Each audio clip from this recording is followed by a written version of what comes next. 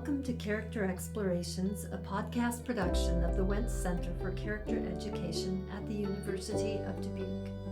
I'm Annalee and our guest today is Dr. Daniel Fleming, Assistant Professor of Computer Studies. He is the author of the article Attention and Digital Mourning, an article in the Journal of Character and, with this particular issue's topic of inevitability. This essay is available online at dbq.edu/Wendt. That's dbq.edu/WENDT. Welcome, Dan. Thank you, Annalee. Thanks for being here today to walk us through a little bit about your reflections in this essay. As part of the research team on character and inevitability, you took on a heavy topic, grieving, particularly in the digital age. Will you set the stage for us by sharing maybe your contrasting examples? Sure. So this idea, or the paper started with my sister's boyfriend's death 3 years ago. He was killed in a single car accident, and even though we were 1,000 miles away, we knew within a few hours that he had died, and my parents were able to get on a plane and join my sister immediately. The rest of us here were able to mourn with her via Zoom, via text messaging and video face calls. Compare that to my grandfather's brother, who died back in the 50s. He was killed in Ecuador in the remote jungles, and my grandfather was living in South Africa. And so it took almost 2 weeks for a single telegram to arrive with just 5 words on it saying that his brother was missing and they didn't know more. He never was able to attend a funeral. The family wasn't able to mourn with him. So much has changed. So much is different, but humans don't evolve, don't change at that speed. Our emotions, our need for closure is still hardwired at a very slow rate. And so this acceleration of the world got me thinking about the way we mourn as the world gets smaller, both in time and in space, because of the digital age. Thanks for that. Such a clear example of change in really a short amount of time. So when we think about mourning in those different situations, you contrast 2 paths, and then in there you've raised the terms about mindfulness and attentiveness. Can we use those terms interchangeably when we're starting to think about mourning? I don't think so, and that's the reason I make the differentiation in the paper. Mindfulness, as it's popularly understood, is very self-centered. It's being aware of your body. So the typical mindfulness exercise is focus on your breath. Like that's what you'll hear in podcasts or popular level treatments. That's internal. Attentiveness takes your attention, instead of being internal to myself, is external. It's outside. It's to somebody else. So when we're mourning, we are not alone, or we should not be alone. It's not healthy to be alone. So you need to have people around you who can mourn with you. So there needs to be an attention from those people to the person that's mourning. They're the ones that need to be having less mindfulness, more attentiveness, because they're looking at the person who is grieving and helping them work through their grief. As you think about that attention in the mourning process, I think I'd like you to say a little bit more about what you mean by attentiveness. I mean, is it simply me staring at you and saying, I'm here for you? What does attention look like? Sure. Either for the mourner, because I think you make that distinction, attentiveness on the part of those who are mourning, as well as for those who stand alongside or come alongside them. Mm-hmm. So that's a great question. Attentiveness for the mourner. Let's start with the person who is the closest to the loss. And I should make the point here that mourning isn't just death. We mourn loss of abilities as we get older.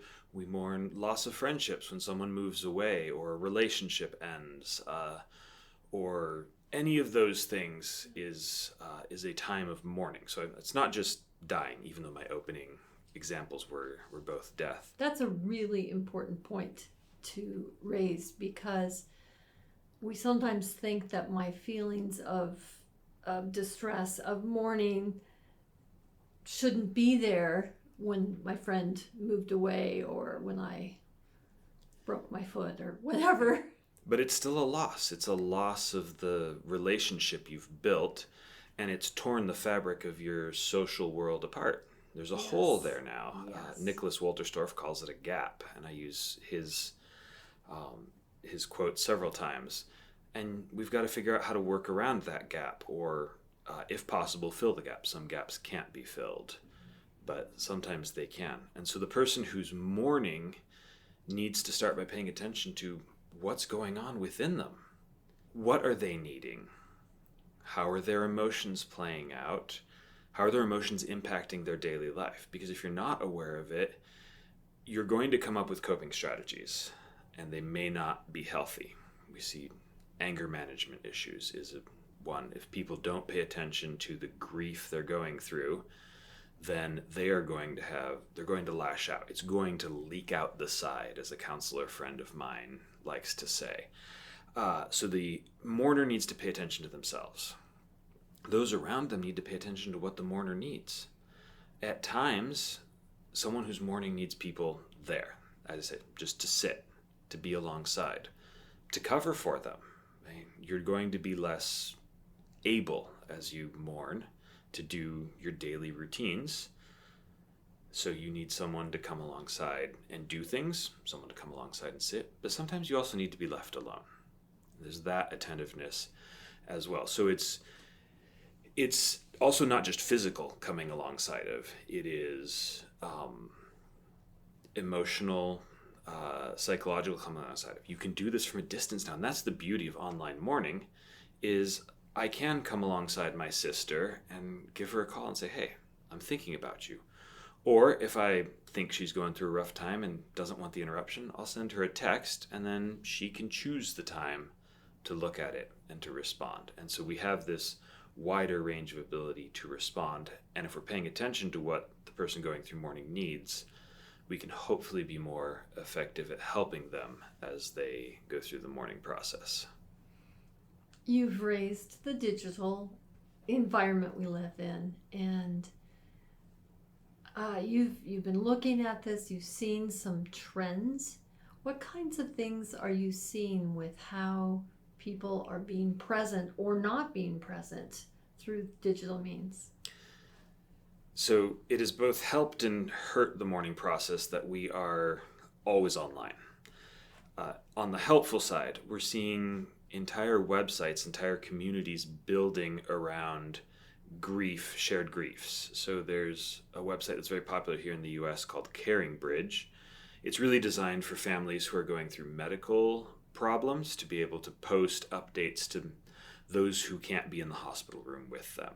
And especially when your major hospital, like us in Dubuque, our major hospital is an hour away. So if you're an hour away living in the hospital, this is communication back home. And we see those pages being kept up even after an event has ended badly with a death or a major loss, and the families reflecting on that loss. Those who love them and care are coming and posting comments and memories, and from all over the world. So one page I found, I don't know the person, but this woman, Annalee, was in an accident and then died 8 days later, over a year ago. This was February 2023. Her family posted all the updates as she went through surgeries, and then after she died, there's been a community that keeps her memory alive. At her funeral, they had little cards that they gave out with Emily's picture on it, and as the family travels, as the friends travel, they take the little card and they take pictures with it, and they're posting these updates back to the page because Annalee apparently loved to travel. And so it's keeping the memory alive, keeping a community together, and seeing some joy and hopefully healing come out of it. So that's the positive. Things like that are happening. More negatively, we're seeing that a lot of the internet is being dominated by a very small set of websites. So we all live our lives inside a few apps. Twitter, it's now X, Facebook, TikTok, Instagram. These dominate our lives. And when they come to dominate our lives like that, we see people then taking advantage of the platforms to make money, which makes sense. You got to live somehow. So influencers become a thing. But when you're trying to post heartfelt mourning, and that gets fed to me on, say, my Facebook page, and as I'm scrolling down, it's advertisement, influencer post, joke, heartfelt mourning post, political rant.